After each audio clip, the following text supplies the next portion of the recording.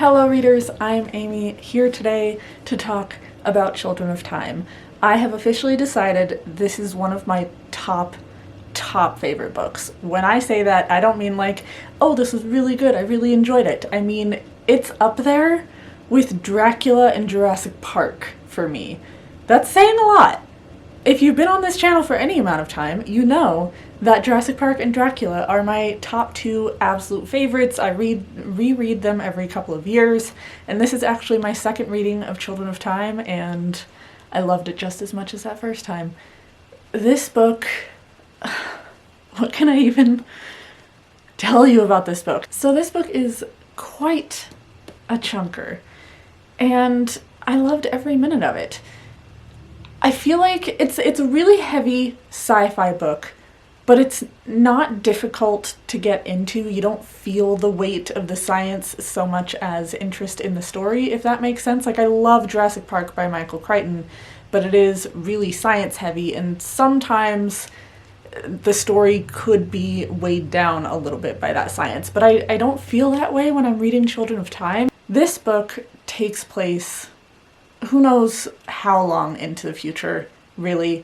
We don't ever see the Earth of this time, we just hear about it. There's been wars. I think at this point Earth is destroyed, or it's destroyed in like the very, very beginning of this book. But we're essentially following these scientists who are in and out of cold sleep throughout the novel.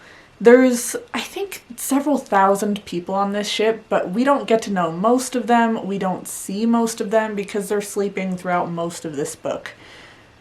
But in the prologue, you have this scientist, Evrana Kern, and very, very big ego on this woman. Like, she takes full credit for releasing this virus onto a far-off planet that has been terraformed, so it has some of the plant structures necessary for humans. They've introduced basically all life that they can think of to try and help this planet evolve into a place that they can live, since Earth is no longer livable. And Evrana Kern has this virus that she hopefully has released onto monkeys that live on this planet so that they can evolve into people and build tools and better prepare this planet for the people who are going to live there. So not only do they want a livable planet, but they want a relatively modern-ish livable planet. But things don't go as she expected. You find out pretty early in the book, so I don't count this as a spoiler, but you find out during like chapter 2 that you're reading from the perspective of spiders. So the chapters alternate. You have a chapter from the humans, a chapter from the spiders, a chapter from the humans, a chapter from the spiders, so on and so forth. And the way Adrian Tchaikovsky describes this world of the spiders, these spiders are evolving into, I don't even want to say more intelligent creatures because that sounds insulting, but they evolve to not even create tools, but to create culture and to create society. There's a part towards the end of the book where they're like, how have they not even, like, whoever lives on this planet hasn't even invented the wheel yet. How are they this far along in their culture without inventing the wheel? And it had me thinking, like, do spiders need wheels? I mean, they have 8 legs.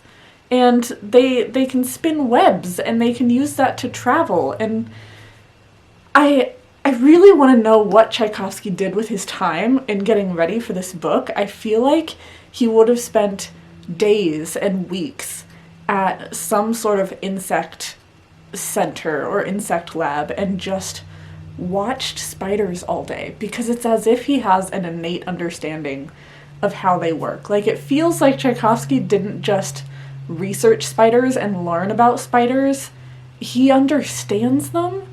And we get this idea of, especially spider language is so cool to read about, because they're using their palps to kind of almost do a sign language, and they're stomping their feet in certain ways to put vibrations out, which is a whole other kind of addition to their language. And there's just so much complexity to this world. And the other thing is, this book really reflects human evolution itself.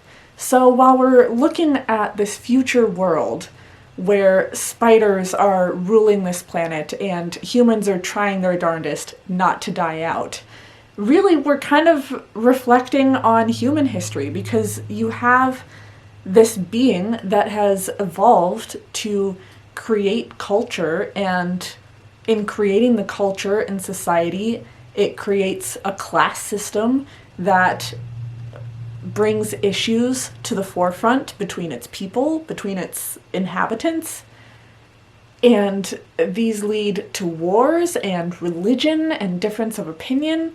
And the religion part is really cool. This is gonna be a spoiler, since it's a little later on in the book that you really learn more about this. But slight spoiler warning. Avrana Kern, she doesn't die, but in going in and out of cold sleep, her brain has kind of been transferred over to the technology in which she's living. So she's kind of two beings in one being at the same time. She's human and technology, and she's on this satellite that is going around the spider planet, basically trying to protect the spiders. She thinks they're monkeys, which is hilarious. And she tries to communicate with the spiders, and for the spiders, she becomes their god. She is the basis of their religion, because she's this mysterious, far-off thing that they receive signals from, and messages from, and ideas of the world from, but they don't see her, they don't know where she is, they don't know where she's from, they don't really know anything about her, but they invent this religion around her. So there again, we have this other reflection on human history and on religion.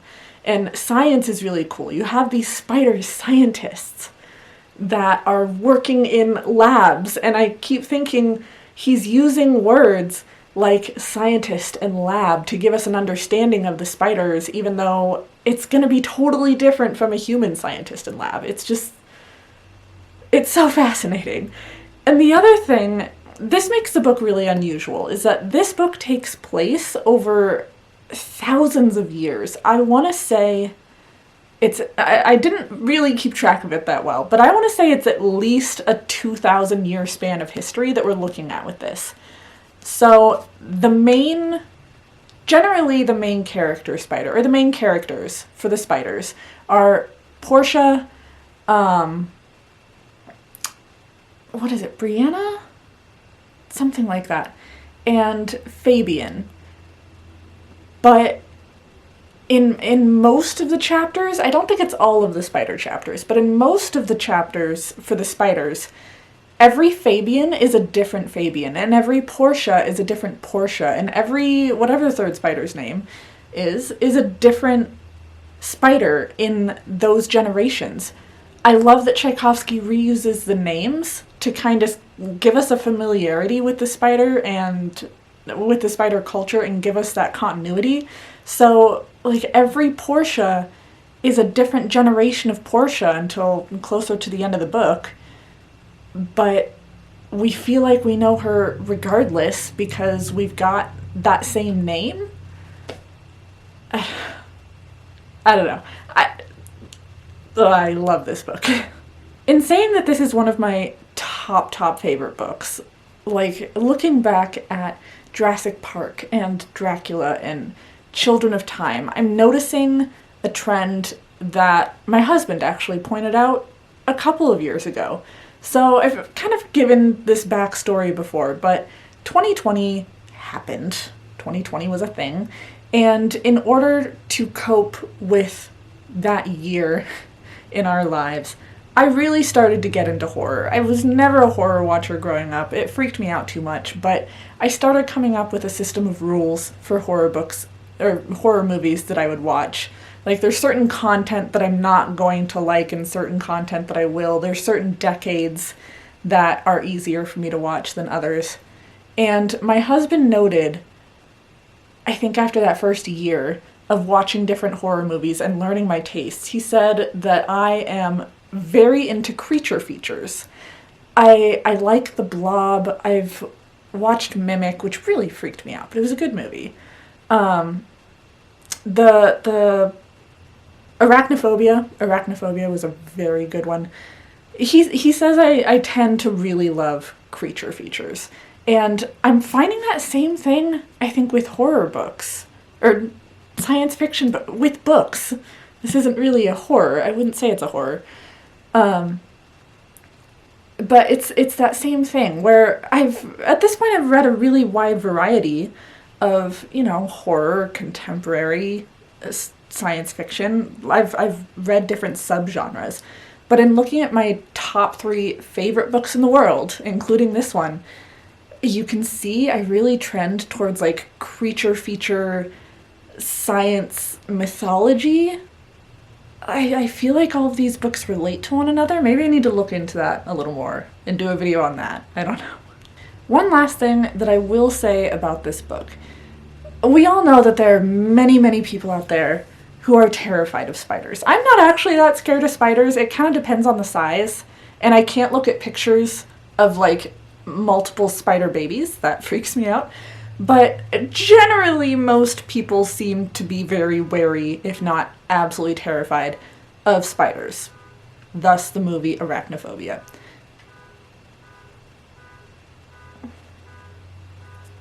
But in this book, from everyone that I've heard of who's read this book, you take the spider's side on things. Like, there are sides to this story. You have the spiders who were placed there as part of this environment to build for the humans.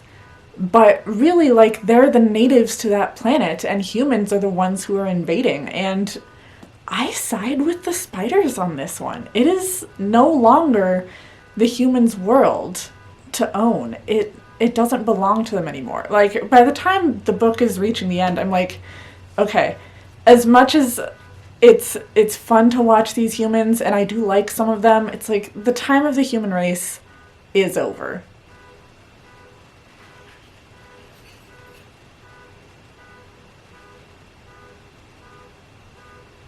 I have read the second book once. I'm about to start reading the second book again.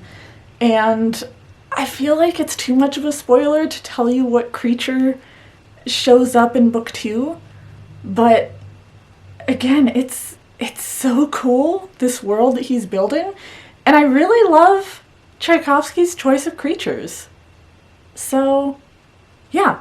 Also, by the way, rereading this book because book 3 just came out. I feel like book 3 is supposed to be the last one in the series. I'm not actually sure. I don't usually read book series that aren't finished. Whenever I started this series, I didn't realize that it wasn't finished yet. But book 3 just came out on January 31st. So we have Children of Time, Children of Ruin, and Children of Memory. And I'm really excited to get through book 2 so I can start book 3. I don't know that I'm going to do standalone reviews for all of them. I might eventually do a series review, but I really just felt that this book needed a video of its own.